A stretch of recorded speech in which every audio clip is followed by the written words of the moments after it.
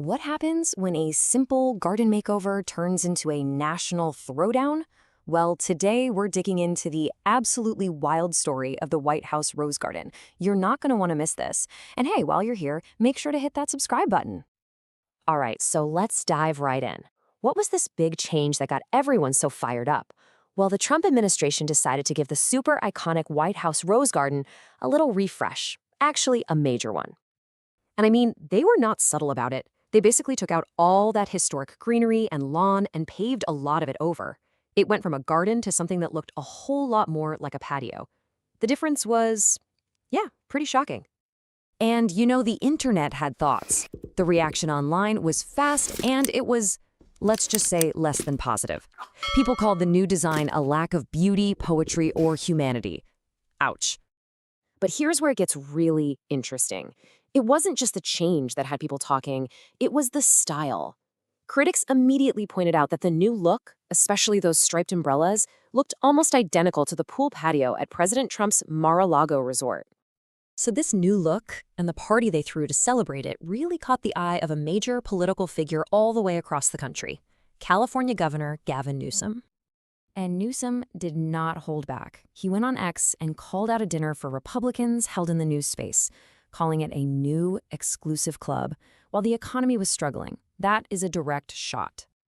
So a tweet like that, yeah, that is not going to go unanswered. You just knew a response was coming, and it was going to be a strong one. And here it is, the clapback. Katie Miller, who is married to senior Trump aide Stephen Miller, went on the offensive. She went on Tomi Lahren's podcast, and you better believe she came ready to fight back against all the criticism. Her first line of attack? She straight up called Governor Newsom's complaint incredibly hypocritical. So Miller laid out this whole defense. She called it a beautification, said Trump paid for it himself, and argued that in Washington, D.C., these kinds of social events are work. It's about finding common ground, not just partying. But her main point was that Newsom didn't actually care about the garden. She argued his only goal was, in her own words, dunking on President Trump. And then the podcast host, Tomi Lahren, jumped in. She suggested this was about more than just a garden, saying that it feels like Democrats oppose any kind of beautification and want the country to, quote, look like a third world nation. Okay, so with all this political drama flying around, what was the official reason for paving the garden? Well, get this. It had nothing to do with politics and everything to do with fashion. Yep, you heard that right. According to President Trump himself, the real reason for the big change was to make it easier for, quote, women with the high heels. So let's just break down the logic here. Step 1, the grass was a muddy mess, basically not usable. Step 2, women's high heels kept sinking into it. Step 3, pave it. Problem solved. So when you strip it all away, what are we really talking about here? Is this just a fight over flowers and pavement? Or is there something bigger going on?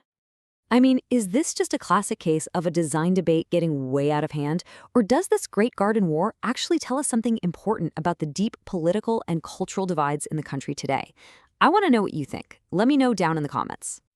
And that is the dirt on the Rose Garden renovation. If you enjoyed this breakdown, do me a favor and hit that like button. And definitely subscribe so you don't miss our next one. Thanks so much for watching.